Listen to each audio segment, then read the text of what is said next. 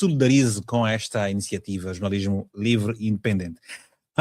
José Gama, antes de lhe perguntar sobre as mortes na UNITA, eu gostava que fizesse rapidamente um comentário ao que terá acontecido ao político Fernando da Piedade Dias dos Santos Nandó, a forma como ele morre e é isso mesmo. Morreu de uma forma estranha, inesperada. Ele preparava-se para fazer o anúncio de que seria o candidato à liderança do MPLA e de repente morre na sauna de casa. Houve uma autópsia feita, uma preliminar. Pela segunda vez era suposto se ter a segunda autópsia. Já não tornaram público o conteúdo dela. Isso não é mau para o MPLA? Mas o MPLA está habituado a lidar com essas coisas, porque ele subestima o povo. Ele pensa que o povo pensa pouco, o povo pensa que o povo está ainda num regime totalitário, em que ele é que ajuda, faz com que o povo pense conforme ele quer. Então ele entende que domina o povo, por isso não deve estar nem aí, porque ele sabe que as pessoas, Nandô morreu, as pessoas depois vão se esquecer. Tivemos o caso do José Eduardo dos Santos, morreu, mas ele tem noção que o MPLA iria votar novamente ou melhor, que as pessoas iriam votar novamente no MPLA, não obstante o dos Santos ter morrido da forma como morreu. Então com o Nandô também vai ser diferente, e é alguém que estava ainda um pouco abaixo do Zé Eduardo, né? E então a morte do Nandô não vai atrapalhar no que ele vai fazer. Não, as pessoas não vão, mesmo até com eleições livres e justas. Mas terá sido mesmo envenenado? Ou o que é que a autópsia, o dossiê refere? Da causa da morte de Fernando da Piedade Dias? Não, ele tinha lá a sua patologia, mas não terá sido envenenado, senão a família ou alguém já teria denunciado. Embora que as suspeitas recaem mesmo para o Estado angolano de que tenha feito qualquer coisa para o homem não resistir.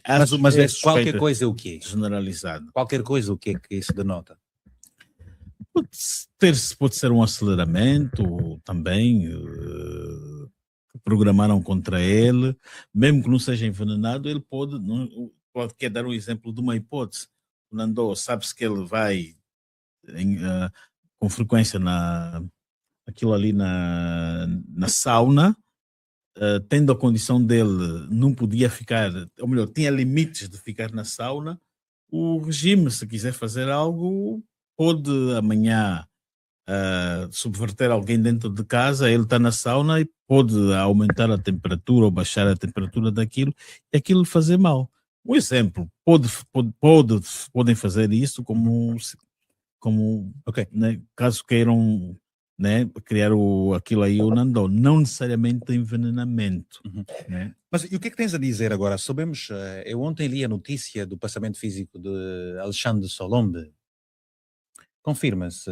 Por acaso ainda não exato, ele estava doente, acho que há uns 10 dias eu recebi uma chamada dele dizendo-me que está na África do Sul, em tratamento, em Joanesburgo, e que queria estar comigo. Disse-lhe que estava em Luanda, mas que quando regressasse à África do Sul estaria com ele. E ontem veio-nos aqui essa notícia triste sobre ele. E o Solombe era um quadro muito fino, muito refinado, que trabalhou na Rádio Willa, e na altura há uma viagem que ele faz a Portugal e conhece o delegado adjunto da UNITA aqui, que é o brigadeiro Marcial da Chala, e ele fica encantado com os homens da UNITA porque tinha a informação, aquela diabolizada sobre os mesmos. Então ele passa a ter contacto com Dachala, e em 91 aproxima-se mais à UNITA, torna-se militante e é daqueles quadros que, mesmo não vivendo nas cidades, né, tornou-se quadro da direção e foi colocado nas listas da UNITA, da deputado na primeira legislatura. Uhum. Né? Ele nem tinha anos de militância na UNITA, mas o Savimbi já tinha essa noção. Colocou-lhe.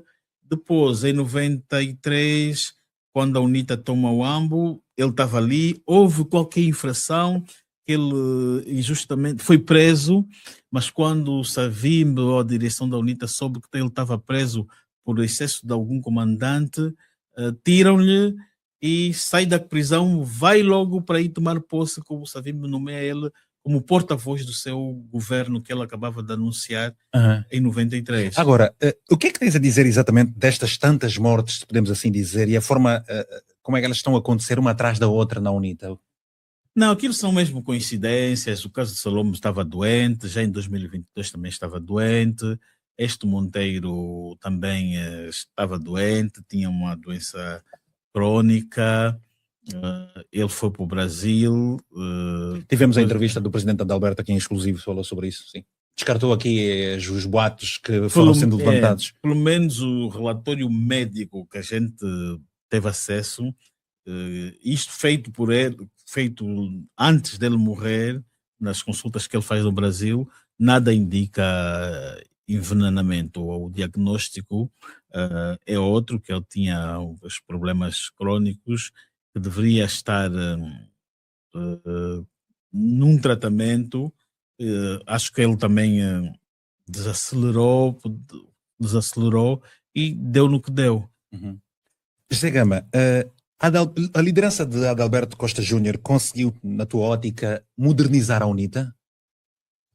A liderança de Adalberto fez com que a sociedade olhasse a UNITA com os outros olhos. A sociedade, alguns eram ensinados de que a UNITA era tribalista, que era racista, etc. A UNITA vai indicar um líder, ou escolher um líder, que não viveu nas matas, embora ia lá para a formação, para os congressos, mas que não viveu nas matas. Isso ajudou a matar aquela ideia de tribalismo, de regionalismo e de que são contra os brancos, contra os mestiços. A liderança de Adalberto, o Adalberto é do AMBO, nasce em Xingenge, é do AMBO, mas a forma dele estar, etc., parece-nos um homem daqui do litoral. O quadro do MPLA, a pessoa que vive em Luanda, olha para Adalberto e se revê nele.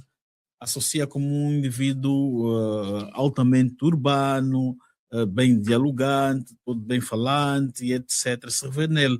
Porque a ideia, a imagem que nos criaram da UNITA era de que os seus dirigentes eram aqueles guerrilheiros, imagem de um guerrilheiro, etc. E o Adalberto conseguiu fazer isso. Por isso é que nas eleições de 2022 a UNITA tem bom desempenho, né? Há pessoas dentro do sistema que participaram na a UNITA ganhou as eleições em 2022, não? Há pessoas, pelo menos, que participaram ali nos trabalhos das exatas, dizem que a vantagem estava para a UNITA. Né? Estava para a UNITA. E a forma como as eleições e os resultados aconteceram revela-nos que o que apresentaram-nos não deve ter sido aquilo, né? Mas mesmo assim o MPLA teve, para confortar a UNITA, ele próprio teve que se pôr ali, se calhar, os 51%. E será que a UNITA, José Gama, vai tolerar uma vez mais o MPLA dar-lhe este conforto? Sim, mas o MPLA já preparou a resposta para a UNITA, né? O MPLA já está aqui a aprovar um pacote de leis a dizer que quem divulgar tem aqui a lei das fake news. Quem divulgar informações eleitorais que perturbam, ele só está a dizer isso, vai ser penalizado. Quer dizer que amanhã, se a UNITA divulga um resultado de uma contagem paralela e o MPLA ou o Estado fazer a interpretação de que aquilo perturba o processo, ele vai penalizar a UNITA. Mas o MPLA não está a prever aqui também um cenário em que ele não esteja. Aquilo que lhe favorece hoje poderá não lhe favorecer amanhã. Não está a fazer esta leitura de... Ou é só... Ou como é que é? Não, ele está a fazer a leitura de que ele controla a segurança, que ele controla o povo, que ele controla a polícia, que ele controla tudo. E controlando tudo, ele pode fazer tudo aquilo que lhe apetece. né? Mas é aquilo que nós tivemos aqui em Portugal no 25 de Abril, né? Estava aqui todo mundo, Marcelo, a julgar que controla tudo, mas aqui as embaixadas estrangeiras, quando mandassem os cable para fora, os seus parceiros estavam a dizer que o regime está a cair. O último a saber que o regime caiu foi o próprio regime.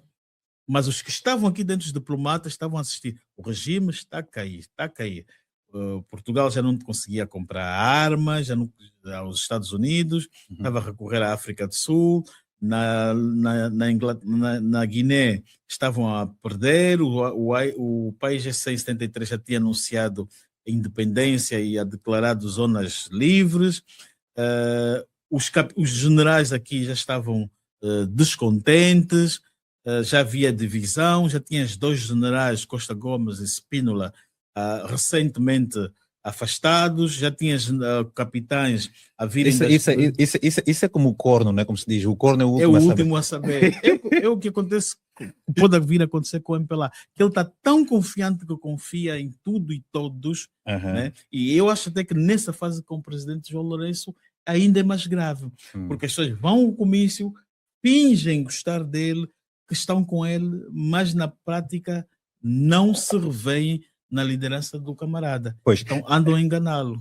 José Gama, a oposição efetivamente tem conseguido apresentar um projeto alternativo e claro de governação em Angola, porque há algumas pessoas, não é? Alguns fazedores de opinião que vão à TPA e essas coisas todas, e muitas outras pessoas, até na sociedade civil, dizem não, a UNITA não é capaz, portanto a oposição não tem conseguido mostrar um projeto profícuo de governação. Tens esta mesma percepção, José?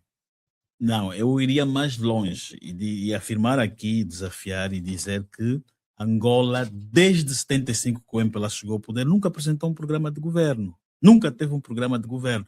Mesmo nas eleições, o MPLA não apresenta programa de governo.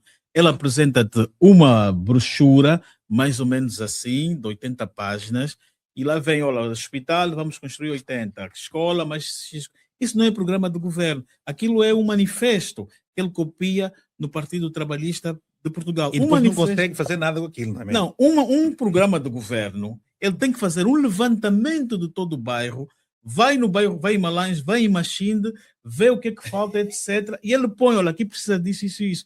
E quando ele chegar ao poder, diz, eu tenho aqui o meu programa de governo, tenho os times para materializar, do dia 1 até dia 1 eu vou construir isto, do dia 2 até dia 3 vou fazer isso. Tem ali, isso é o programa de governo. O MPLA nunca apresentou em nenhumas eleições. Nós, quando vamos para as eleições, veja, o Vítor saiu vai na carreira de tiro. O que vais encontrar, a pedra ou o buraco que deixaste lá, vais encontrar lá, porque não há programa. O museque que tu deixaste, vais lá na Canata, no Lubito, é igual. O museque que está lá é igual, porque não há programa para aquilo. Eu quando vejo as fotos de Malange, da minha zona da Machinde, como falaste da Machinde, exatamente, da rua da minha mãe, chamam por acaso a rua da mãe do Vítor Hugo Mendes. José Gama, é uma vergonha. Aquela zona dos comboios, Malange. Quer dizer, o próprio diabo que lhes dá ajuda para batutarem, fazer tudo mais, também duvida da capacidade dessas pessoas de não conseguirem realizar o mínimo. Como é possível nós termos regredido tanto? Olha, falaste dessa zona da Machine. Eu andava de trotinete desde a Casa Sul até a casa do senhor Costa Gabriel. Costa Gabriel foi um grande moata e malange e tudo mais, ligado às camangas do MPLA.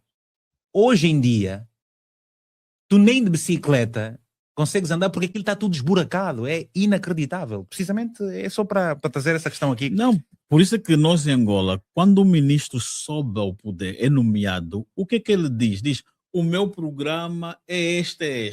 Se de facto há um programa de verdade, ele diz, não, o programa já está ali, eu vou dar sequência. Ele não faz isso. Ele diz, o meu programa é este. Nós tivemos em Luanda, em Angola, o ministro Augusto Tomás. Dizia, o meu programa é este, metro, de superfície, etc. Chegou um outro, quer dizer, cada ministro tem o seu programa. Quer dizer, que o MPLA não tem programa, o programa são das pessoas, é do administrador, etc. Então, quando você vê, o próprio MPLA depois que... Ou seja, o MPLA hoje é um atraso para os angolanos? Não diria que é um atraso para os angolanos. O MPLA